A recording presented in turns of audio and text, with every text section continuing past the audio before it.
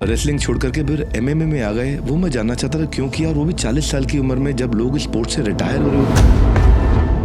पाकिस्तान के अली रजा निशार, उनको आपने 90 सेकंड में ही बीट कर दिया।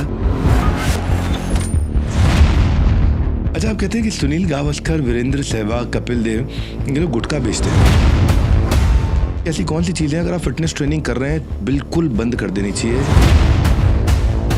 वो दंगल मूवी में रोल मिल रहा था, लेकिन आपने आमिर खान को मना कर दिया।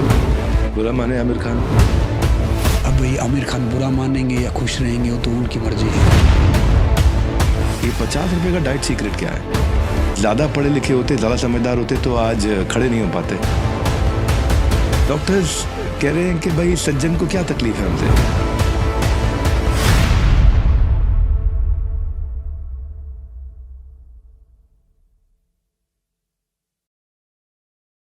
तो आज के जो हमारे गेस्ट हमारे सामने बैठे हैं, उनको डॉक्टर्स ने साफ साफ कह दिया था कि 99% गारंटी देता हूं ये जिंदगी में कभी चल नहीं पाएंगे।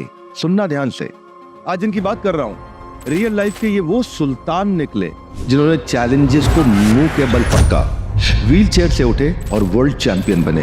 व्हील चेयर से वर्ल्ड चैंपियन की कहानी को आज हम समझेंगे। Welcome back to the show, जिसकी स्पीड उसकी यूएसपी है। 20 मिनट 20 सवाल, जवाब देने का टाइम सिर्फ 1 मिनट, मतलब मेरे बाउंसर और आपके आंसर 60 सेकंड के अंदर।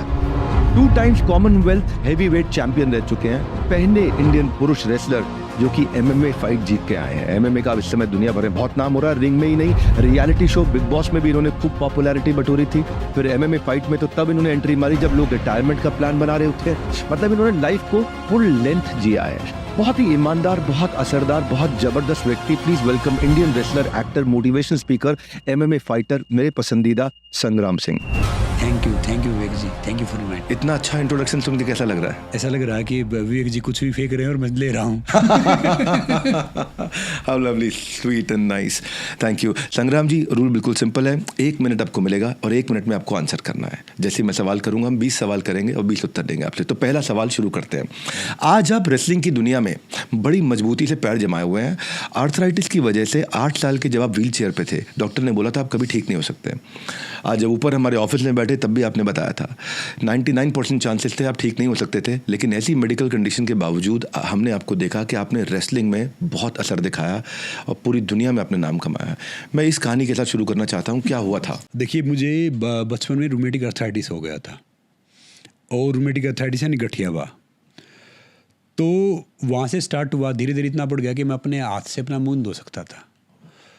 फिर ज़्यादा बढ़ गया, डॉक्टर ने बोला कि भाई ये बीमारी तो डेथ के साथ ख़त्म होती है। मेरी माँ अगर ज़्यादा पढ़ी लिखी होती है, शहर में होती, मैं ठीक नहीं होता, क्योंकि वो साइंस को मानती। मेरी माँ ने नेचर में विश्वास किया, परमात्मा में विश्वास किया। So I believe in nature, I don't believe in science. Science is man made, nature is God made. तो मैं यहाँ हूँ जी। डॉक्टर ने मुझे बोला था 6 महीने रहेगा, वो तो कई साल पहले ही चले गए डॉक्टर। हम तो यही हैं। और दूसरी बात, मैं व्हील चेयर तो अखबार वाले लिखते, मैं चारपाई पे रहता था, क्योंकि इतने पैसे नहीं होते थे कि कुछ वो सब करें। धूप निकलती थी तब मैं खड़ा होता था कि चल पाऊँ। संग्राम भाई, वाकई आपकी जर्नी जो है बहुत मोटिवेटिंग है। आप चल नहीं सकते थे पर फिर भी आप रेसलर बने। आप बहुत शाय थे, लेकिन फिर भी टीवी शो किया आपने। एक शाय व्यक्ति टीवी शो करे, ये आसानी से दिखता नहीं है। शुरू में आपको बोलना नहीं आता था, लेकिन आज आप मोटिवेशनल स्पीकर भी बन गए। तो जो जो चीज़ें आप में कमियां थी वो सब फाड़ के आपने बाहर निकाला है उसको। ये 1 मिनट में ये जो आपके डिजास्टर आए, वो डिजास्टर में मास्टर बने आप। इसकी क्या टेक्निक आप अगर 1 मिनट में हमें समझा सके तो? देखिए, क्या है कि मेरी लाइफ का जो रिजेक्शन था वही मेरा मोटिवेशन है। हमारी हार वो नहीं कि दुनिया में नहीं पहचानती, हमारी हार वो है कि हम खुद को नहीं पहचानते। वाह। शेर और चीता कितने ताकतवर हों, मगर भेड़िया कभी सर्कस में परफॉर्म नहीं करता, वो जानता भेड़िया है। जब हम अपने आप को पहचान लेते हैं ना, तो फ़र्क नहीं पड़ता कोई हमें पहचान रहा है या जान रहा है। जब मैंने मेरी एबिलिटी को पहचाना, मेरी माँ ने मुझे बोला कि भाई आप है ना आम नहीं हो, आप बहुत खास हो। कुछ लोग आते हैं जो हिस्ट्री का पार्ट बनते, कुछ आते क्रिएट करते हैं। तो मैंने उसको इतना बिलीव कर लिया, सब मेरा मजाक उड़ाते थे। खाली मेरी माँ मुझे अफर्मेशन देती थी हर रोज़ कि भाई तू रेसलर बनेगा, तू खड़ा होगा और तू हिस्ट्री क्रिएट कर सकता है, कुछ कर सकता है। तो जब से फिर मैंने अपने आप में वो कर लिया, तो मैं शायद था टीवी पे आया, अब मैं फिल्म कर रहा हूँ, मैं सारी चीज़ें कर रहा हूँ जहाँ पे मेरा रिजेक्शन था। Lovely, fantastic. अच्छा, आपके 40% से ज़्यादा नंबर कभी स्कूल में नहीं आए, हमने सुना है, और लेकिन आज MMA रेसलिंग में तो आप देश में नंबर 1 हो गए। आपका कहना है कि ज़्यादा पढ़े लिखे होते, ज़्यादा समझदार होते तो आज खड़े नहीं हो पाते, ऐसा क्यों लगता है आपको? देखिए, क्योंकि क्या है कि ज़्यादा पढ़ा लिखा इंसान होगा ना, उलझा रहेगा वो। इस ज़िंदगी को वो जी के जाते तो थोड़े पागल हैं, ज़्यादा समझदार ना उलझे ही रहते हैं। तो इसलिए ज़िंदगी जीना थोड़ा पागल होना ज़रूरी है, मतलब हल्का सा नादान रहो। थोड़ा ज़्यादा अप टू डेट हो गए ना, oh my God I was in Australia, I boat this, I started this, तो सारे ऐसे उनकी कभी कॉन्स्टिपेशन ख़त्म नहीं होती। सच बता रहा हूँ, मैंने बहुत देखे हैं। तो ज़िंदगी को जीना है तो थोड़ा सा बेवकूफ़ बने रहो, नहीं भी हो तो भी बने रहो, तो ज़िंदगी बड़ी आसानी से जियोगे। और दूसरी बात क्या है कि प्रकृति के साथ अगर हम जीते हैं तो हम खुश रहते हैं। अब मुझे एम्स्टर्डम जा रहा हूँ, मुझे आज स्पेलिंग अब भी नहीं पता है तो मैं वहाँ खेलने जा रहा हूँ। आजकल मैं IIT IIM या 12वीं में जाने का मौका मिलता है, वैसे तो कभी जा नहीं सकता था। बस वो एक ही चीज़ है कि कारण है कि जैसा हूँ वैसे मैंने अपनी ज़िंदगी को अपने तरीके से जिया। संग्राम जी, आप कहते हो कि जो बच्चे या जो माँ बाप समझ लेते हैं वो बच्चों को बहुत ज़्यादा पढ़ाते हैं तो बाद में पछताते भी हैं, ऐसा क्यों लगता है आपको? देखिए, दिक्कत क्या है कि 98% माता पिता बच्चों को पालते हैं, सिर्फ 2% परवरिश करते हैं। कुत्ता अपने बच्चे को पालता है, शेर अपने बच्चे ही परवरिश करता है। तो ये बड़ी बड़ी बात करते हैं कि मेरा बेटा केवड़ा पैकेज दे रहा है, मेरा बेटा अमेरिका में है, इंग्लैंड में है। मैं कह रहा हूँ कि भैया उनको अपनी सोच बदलनी पड़ेगी। वो सिर्फ माता पिता को यूज़ करते हुए बाहर चले जाते हैं। आपका बेटा भले ही 10,000 रुपये कमा रहा है, अगर आपके साथ बैठे खाना खा रहा है तो उन लाखों करोड़ों अरबों से लाख गुना कीमती है। तो बच्चों को ना मटेरियल वर्ल्ड में मत लेके जाओ, उनको बताओ दिस इज़ रियल लाइफ, ये ज़िंदगी है। अगर आपको जीना है, हम शिक्षा तो कहीं से भी सीख सकते हैं, मगर संस्कार हम सिर्फ घर से ही ज़्यादा सीखते हैं। तो अपने बच्चों को वैल्यूज़ दो, ताकि वो अब अगर आपने किया ना, अगर आपने संस्कार नहीं दिए ना, तो फिर आपके अंतिम संस्कार में आएंगे नहीं। वो पावरफुल, वेरी नाइस। आपने करियर की शुरुआत मैंने सुना दिल्ली पुलिस से करी थी, तो फिर वहाँ से प्रोफेशनल रेसलिंग में आप कैसे गए? ये भी एक बड़ा वो था। मैं दिल्ली पुलिस में आया तब मैं ऐसे रेसलिंग करता था, मैंने जूनियर स्टेट वगैरह कुछ खेला था। तो मेरा ट्रांसफ़र आ गया था किसी अच्छी जगह का, तो मैं रिक्वेस्ट करता था मुझे यहाँ ले आओ, तो सारे वहाँ पे मेरा मजाक उड़ाते थे। फिर मौका मिला वहाँ से दिल्ली पुलिस के लिए खेल मेडल जीता मैंने कई साल बाद, फिर कंट्री के लिए खेलने का। फिर तब पैसे नहीं होते थे, तो ऐसे ही कहते हैं ना कि वो ठोकर खा कर ठाकुर बन रहे हैं। जो जो रास्ते आते रहे मैं करता रहा, मगर क्या है कि मेरे में कोई टैलेंट नहीं है। सिर्फ एक टैलेंट है कि ज़िंदगी में कभी हार नहीं मानता। तो दिल्ली पुलिस में एक टाइम होता था मुझे ACP DCP से मिलना मुश्किल होता था। आज मैं लबासना जाता हूँ जहाँ पे IAS IPS IRAS ट्रेनिंग करते हैं, IRS ट्रेनिंग करते हैं। उनको सिखाता हूँ कि भाई आप ऐसे फिट रह सकते हो, ऐसे एथिकल तरीके से देश चला सकते हो। मैं एक बात ही सोचता हूँ, मुझे किसी कुछ नहीं चाहिए कि भाई मेरा देश महान तो मेरा क्या योगदान। तो दिल्ली पुलिस ने मुझे बहुत कुछ सिखाया और मैं पुलिस की बहुत रिस्पेक्ट करता हूँ। आप एक फिटनेस एंथुसियास्ट हैं और ऐसे हैं जो नेचर में बहुत बिलीव करते हैं। मैंने हमेशा सुना आपसे मित्रता भी काफ़ी अच्छी बनी हमारी। लोगों को आप अच्छी डाइट के बारे में बहुत बताते रहते हैं। आज संग्राम जी, कोई 1 मिनट में दुनिया की सबसे बढ़िया डाइट अगर आपको किसी को गाइड करनी हो तो आपकी डेली डाइट क्या है और सुझाव में डेली डाइट क्या होनी चाहिए? देखो, मैं सबको बताऊंगा कि भाई सबसे दुनिया की सबसे बेहतरीन डाइट है, पहले तो आप खुश हो जाओ और फिर घर का बना हुआ खाना खाओ। चाहे सूखी रोटी प्याज है, चाहे वो दाल है रोटी है।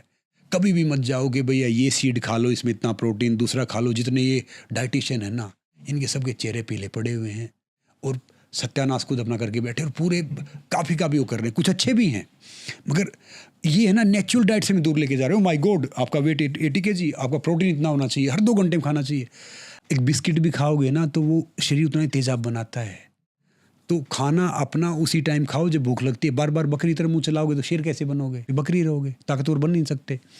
तो घर का बना हुआ खाना खाओ और सबसे बेहतरीन टिप्स दे रहा हूँ, खुश रहो। तो खाना भूख से कम, पानी डबल, वर्कआउट ट्रिपल और हंसना 4 गुना, आप हो गए फिट।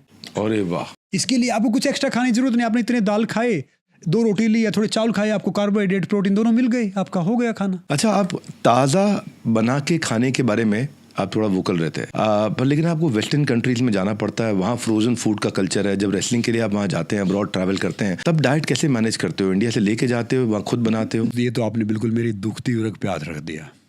मैं चाहूँगा कि काश इंडिया में भी वो कानून बन जाए जो बाहर हैं। बाहर कोई मिलावट नहीं कर सकता। दूध पियो, जूस पियो, कुछ भी लो, मिलावट नहीं है। बहरीन जैसे ऐसे छोटे छोटे देश हैं कि हम कुल्ला करे डूब जाए, वहाँ भी मिलावट नहीं कर सकता।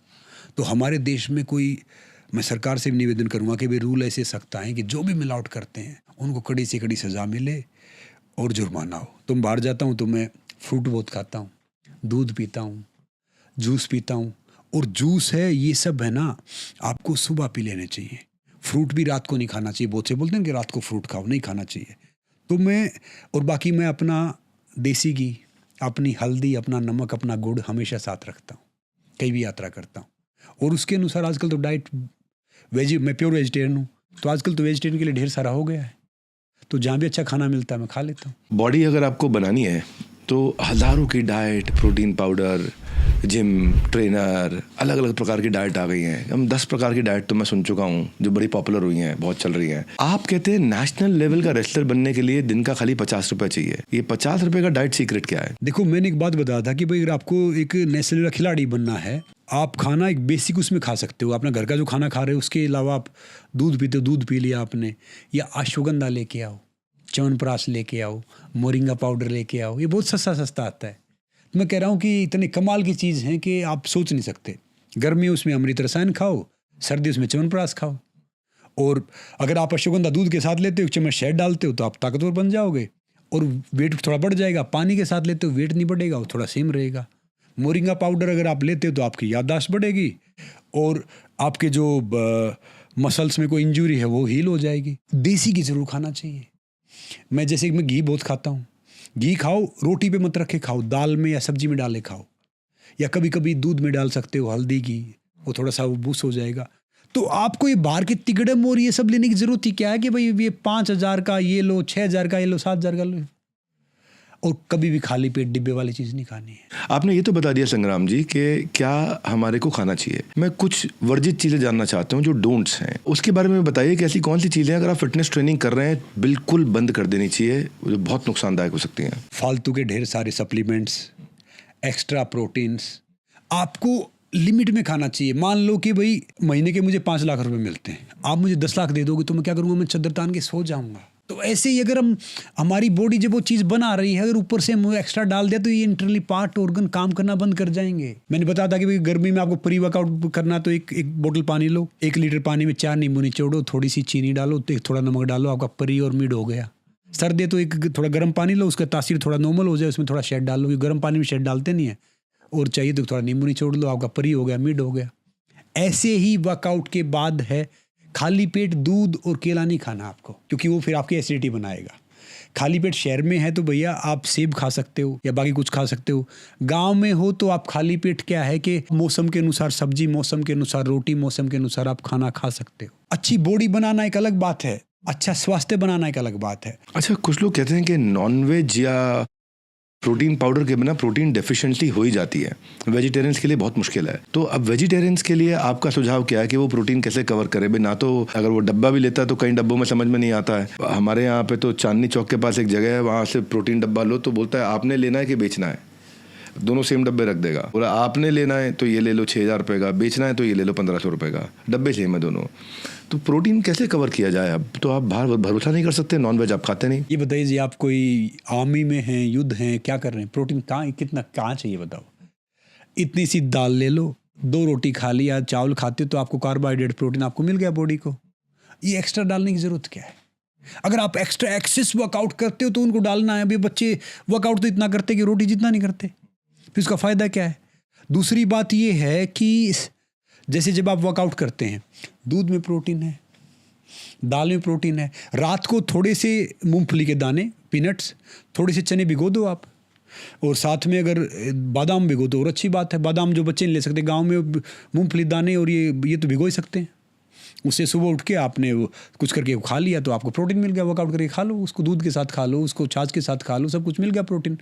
दूसरी बात, डिब्बा तब लेना पड़ता है, एक्सेस तब लेना पड़ता है जब आपकी एज थोड़ी ज़्यादा हो गई है, आप 40s में ऐसे जा रहे हो और फिर ज़्यादा एक्सेस वर्कआउट करते हो, तो उसके बावजूद आप प्रोटीन लो। प्रोटीन गलत नहीं है, मैं नहीं कहूँगा कि नॉर्मल है, मगर वो प्रोटीन फिर आप कोई कंपनी से ऑर्डर करो, कंपनी देखो। और दूसरा, इस ब्रह्मांड का सबसे ताकतवर जीव और इंसान शाकाहारी है।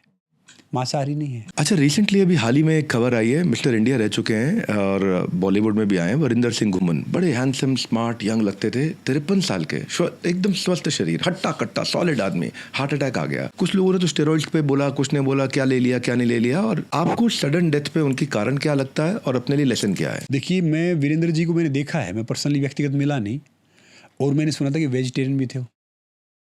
तो मैं सब बच्चों को कहना चाहूँगा कि भाई ये सांस तो देखो कभी भी जा सकती है, मगर जो ज़्यादातर जो बॉडी बिल्डर हैं या ज़्यादातर वो करते हैं क्योंकि वो अपने शरीर के साथ ज़्यादा खेलते हैं, वो पोज मारते हैं, नए बच्चे भ्रमित हो जाते हैं कि भाई पोज मारा, ओ माय गॉड ये मसल होनी चाहिए, सिक्स पैक होना चाहिए, मगर वो स्वस्थ होते नहीं हैं और ढेर सारी बीमारी लेके बैठे होते हैं। तो आपको नमक भी खाना है, आपको मीठा भी खाना है, आपको गेहूं भी खाना है, आपको चावल भी खाना है, आपको बाजरा भी खाना है, आपको घी भी खाना, आपको दूध भी पीना है, आपको स्वस्थ रहना, लंबा जीना। तो इनकी उससे हमें सीखना चाहिए कि भैया हर दिखने वाली चीज़, हर चमकने वाली चीज़ सोना नहीं है। ठीक बात है। तो इसलिए जो बॉडी बिल्डर हैं, I respect everyone, I respect all games, मगर वो एक आम जिंदगी के लिए उनकी ज़िंदगी सही नहीं है।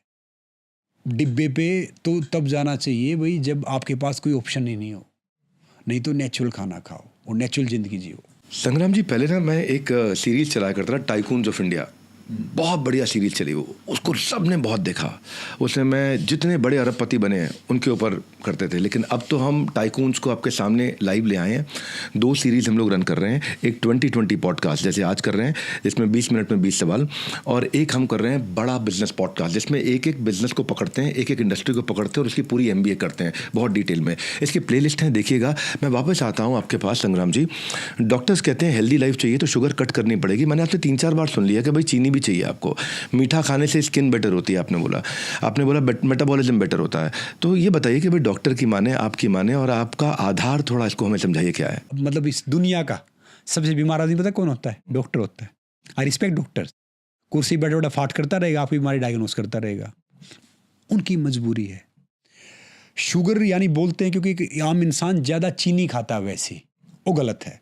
मीठा ज़रूर खाना चाहिए, मीठे से स्किन क्वालिटी मजबूत होती है, मीठे से आपका मेटाबॉलिज्म ठीक रहता है। मीठा, कई लोग कहते हैं मीठा दाल लेने से झुर्रियाँ पड़ जाती हैं। ताकत बढ़ाता है। कौन सी झुर्रियाँ पड़ जाती है? हम तो 40-20 से ऊपर हैं, हम तो ठीक हैं। मीठा खाओ, आप गुड़ खाओ, मिश्री खाओ, देसी खांड खाओ, अच्छा शहद लो, ये सारी चीज़ मीठे। मैं तो चूरमा हलवा खूब खाता हूँ।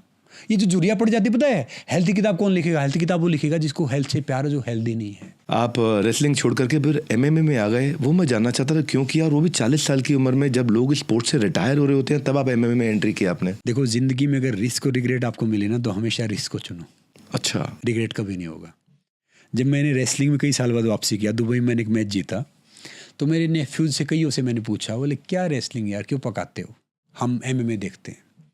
फिर एक शेख मिल गए, शारजा शेख थे, वो मेरे दोस्त बन गए, यंग थे, तो बोला कि आपको MMA में आना चाहिए। तो मुझे MMA में पता ही नहीं था। फिर मुझे पता चला कि भाई ये फेंट दे के, मैंने कहा कि मुंह बच्चा ये तोड़ देंगे भैया, बाकी सब टूटा ही हुआ है। तो नाक वाक है, और मैंने कहा भाई इस एज में तो वैसे डिफरेंट है। फिर मुझे मौका मिला, किसी ने बोला कि भाई यहाँ पे ये है, मैंने कहा देखते हैं। तो वो भी पाकिस्तानी था, और जिन बच्चों के साथ खेलता हूँ ना, मेरे से कोई 18 साल छोटा होता है, कोई 19 साल छोटा होता है। तो इवन चेकअप करते हैं, वो बोलते हैं कि भाई इस उम्र में अपना BP संभालो, अपना हार्ट संभालो, ये सब देखो। फिर मैंने कहा यार यही तो लेगेसी है, यही रिस्क है। मैं उन सब बच्चों के लिए खेलता हूँ जिनकी आंखों में खेल का सपना है कि भाई मेरा हारना जीतना महत्व नहीं रखता, मेरा महत्व रखता है कि उन सबको प्रेरित करना कि जब मैं 40s में कर सकता हूँ तो they can do in 20s, they can do in 30s। Lovely, very nice, very nice, very nice. और मैं उनके लिए मेहनत करता हूँ जिनकी ज़िंदगी में बिजनेस बड़ा करने का सपना है, जिनकी आंखों में बिजनेस बड़ा करने का सपना है, मैं उनके लिए काम करता हूँ। हमने 10 साल हो गए लीडरशिप फनल एक प्रोग्राम करते हैं, जहाँ अब तक हम 1 लाख से ज़्यादा बिजनेसमैन को हैंड होल्ड करके नेक्स्ट लेवल पे लेके जा चुके हैं। और ये हमारा मतलब एक लीडरशिप फनल एक ऐसा, मेरे पास 100 प्रोडक्ट नहीं है बेचने के लिए, 10 नहीं है, 5 नहीं है, 3 नहीं है, एक ही है लीडरशिप फनल। मैं सिंगल प्रोडक्ट कंपनी हूँ, स्टार प्रोडक्ट कंपनी हूँ, और वो आइटम इतनी रिफाइन कर ली है 10 साल में। इस साल हम लोग सेलिब्रेट कर रहे हैं, डेकेड ऑफ सेलिब्रेशन है लीडरशिप फनल का। और इसमें क्या होता है, इसको हम लोग बोलते हैं your journey from idea to IPO। उसको हम IPO तक के लिए तैयार करते हैं कि वो IPO तक कैसे जाए, फंड रेज कैसे करे, अपनी बिजनेस को कैसे एक्सपांड करे। और खाली सीरियस बिजनेसमैन पर काम करते हैं, जो 2 करोड़, 5 करोड़, 10 करोड़, 50 करोड़, 100 करोड़ कहीं अटका है, उसको आगे बढ़ाते हैं। तो जैसे आपका सपना है, ऐसे ही हमारा भी एक सपना है। पर आपने अपने सपने में एमएमए में खाली गए नहीं, वहाँ जाके आपने इतिहास भी रच दिया। बहुत अच्छा लगा संग्राम जी देख के। और मज़े की बात यह है कि जब मैं आपके बारे में पढ़ रहा था तो मैं देखा कि पाकिस्तान के अली रज़ा नज़ीर को आपने शायद अली रज़ा नसीर है, अली रज़ा निशार, हाँ अच्छा अली रज़ा निशार, हाँ थैंक यू फॉर करेक्टिंग। उनको आपने 90 सेकंड में ही बीट कर दिया। तो इस 60 सेकंड में मुझे वो 90 सेकंड वाली कहानी याद करके बताओ, क्या हुआ था कि 90 सेकंड में आपने? देखो तुक्का लग गया, क्योंकि जब पाकिस्तान से मैच होता है ना तो आप बहुत प्रेशर में रहते हो। हमारा कोच कहता है भाई नेपाल से हार जाओ, बांग्लादेश से हार जाओ, मगर इनसे मत हारना, शायद उधर भी वही कहता है। और मैच मेरा तिबिलिसी जॉर्जिया में था और वो पहले बोल रहे थे 9 बजे हुआ, 4:30 बजे हुआ, मतलब रात के भी। मैं पिछले 18-20 घंटे से मैंने कुछ खाया नहीं था, कुछ जा ही नहीं रहा था अंदर। टॉयलेट जा रहा हूँ, टॉयलेट नहीं उतर रही है, वॉशरूम जाने की कोशिश कर रहा हूँ, उतर नहीं रहा है, कूल दिखने की कोशिश कर रहा हूँ, कूल नहीं दिख रही। तो मतलब प्रेशर तो होता है। फिर मैंने सोचा कि भाई खड़ा रहूँगा तो पीटता रहेगा, क्योंकि मैं बॉक्सर तो हूँ नहीं। तो 1-2 स्टार्ट हुआ तो 1-2 तो लगा मुक्का, तब जाके थोड़ा होश से हुए कि हाँ रिंग में ठीक है। फिर मैंने कहा भैया ये तो यही है कि रेसलिंग वाला देखते मेरे हाथों में थोड़ी ठीक ठाक ताकत है, तो ऐसा मुंह लगा, तो कैसा लग गया, वो नीचे आ गया और वो ग्रिप में आ गया और 90 सेकंड में ख़त्म भी हो गया। अच्छा लगता है मुझे आपकी विनम्रता देख के। अच्छा, आपने कहा कि आई रिस्पेक्ट ऑल डॉक्टर्स, अभी आप बोले मैं सबको सम्मान करता हूँ, लेकिन एक जगह मैंने आपके बारे में पढ़ा, आप कहते हैं कि मैं उनको ना तो मैं उनको मानता, ना उनकी सुनता, ना मैं उनको जानता। और डॉक्टर्स कह रहे हैं कि भाई सज्जन को क्या तकलीफ है हमसे। हाँ, वो ऐसे मोदी जी का भी मीम आता है ना, इन सज्जन को क्या तकलीफ है भाई। इस सज्जन को क्या तकलीफ है भाई। नहीं, मैं सम्मान करता हूँ, मगर सम्मान करना ही जरूरी थोड़ी कि आप उनकी बात मान या सुनो। सम्मान तो कर सकते हो। तो दवाई बिल्कुल नहीं खाते एलोपैथिक? अब मैं दवाई ना कि कहीं किसी स्थिति में फंसे हुए हो, कहीं कुछ हो तो आप नॉर्मली फिर आपको कुछ ना कुछ करना पड़ेगा, नहीं तो मैं नेचुरल ठीक करता हूँ। अच्छा, कुछ चीज़ हो जाए ना तो मतलब जैसे मैं कुछ चोट लग गई, कुछ बीमार हो गया तो मैं करता हूँ। कई डॉक्टर बहुत अच्छे भी हैं, मैं नाम तो ले नहीं सकता, बहुत अच्छे भी जिन्होंने मुझे बहुत अच्छा गाइड किया, अच्छी सलाह दी। बाकी क्या है कि नेचर से बड़ा कोई डॉक्टर नहीं। कैसे करते हो अब नेचुरली ठीक? जो कोई बीमारी होती है वो शरीर में सिर्फ 10% होती है, 90% यहाँ पे होती है। तो ये अगर आपने ठीक कर लिया तो ये अपने आप ठीक हो जाएगा। और कभी बुखार होना भी चाहिए, कभी मान लो हाथ में दर्द है, यहाँ पे दर्द है, वहाँ पे दर्द है, कि अब बीच में मेरा फूड पाइप पे थोड़ी समस्या आई थी, तो अच्छी बात पता चलता रहेगा कि जिंदा है, शरीर में वो पार्ट भी है। तो मैं इस पर ध्यान नहीं देता, मैं अपना ध्यान कहीं और कहीं लगा देता हूँ, तो उसको नेचुरल तरीके से मैं ठीक कर लेता हूँ। रेमेडीज हैं वो मैं आपको बता दूंगा कभी। अच्छा, आप कहते हैं कि सुनील गावस्कर, वीरेंद्र सहवाग, कपिल देव, ये लोग गुटखा बेचते हैं, तो स्पोर्ट्समैन जो इस तरह की ब्रांड एंडोर्समेंट करते हैं, आप उन्हें पसंद नहीं करते हैं। आपका क्या विचारधारा है इसके पीछे? देखो, मेरा मानना ये है कि इतने लेजेंडरी ये स्पोर्ट्स पर्सन हैं, मैं पसंद करता हूँ इनको व्यक्तिगत, जैसे खेलते बड़ा अच्छा थे, मगर और भी कई हैं जैसे एंटरटेनमेंट वाले हैं, ये हैं। कोई गुटखा बेचना या शराब की ऐड करना है, बैटिंग ऐप अभी सरकार ने बंद कर दिया, अच्छी बात है। ये ढेर सारे यूथ के लिए रोल मॉडल हैं, जो छोटे छोटे गांव में रहते हैं, छोटे छोटे कस्बों में रहते हैं। ये तो अपनी ऐड करके पैसे लेके चले जाते हैं, मगर इसके बाद वो अपने घर से, अपनी पर्सनल लाइफ में बहुत हार्म हो जाते हैं, नुकसान उठा लेते हैं। तो गलत है इन सबको प्रमोट करना। आपके पास ऐसी एंडोर्समेंट आती हैं कभी करने के लिए? जी जी, मेरे पास तो एक टाइम ऐसा था कि मेरे अकाउंट में 920 रुपये थे, मैंने करोड़ों रुपया कोल्ड ड्रिंक ऐड छोड़ा है, क्योंकि मैं कोल्ड ड्रिंक खुद नहीं पीता। तो अभी कथनी और करनी में अंतर नहीं होना चाहिए। जो आप करते हैं वो कहो, जो कहो वो करो। पहले बचपना था, हम भी बड़ी बड़ी बात कर देते थे, झूठ बोल देते थे, सब करते थे। अब समझ में आया कि भाई जो चीज़ गलत है गलत है। तो मेरा मानना ये है कि चाहे वो क्रिकेटर है, चाहे फिल्म स्टार है, कोई भी इसी तरह का कोई वो प्रचार करता है, वो सही नहीं, गलत है। Very nice, very nice. अच्छा, आपको दंगल मूवी में रोल मिल रहा था, लेकिन आपने आमिर खान को मना कर दिया, बोला फिल्म में भी हारूंगा नहीं मैं। आपको शायद हारने का रोल था, क्या थी कहानी, क्या थी वो? नहीं, ये था इस फिल्म के लिए मुझे अप्रोच किया गया था, मगर मेरा मानना ये है कि मैं छोटा सा रेसलर हूँ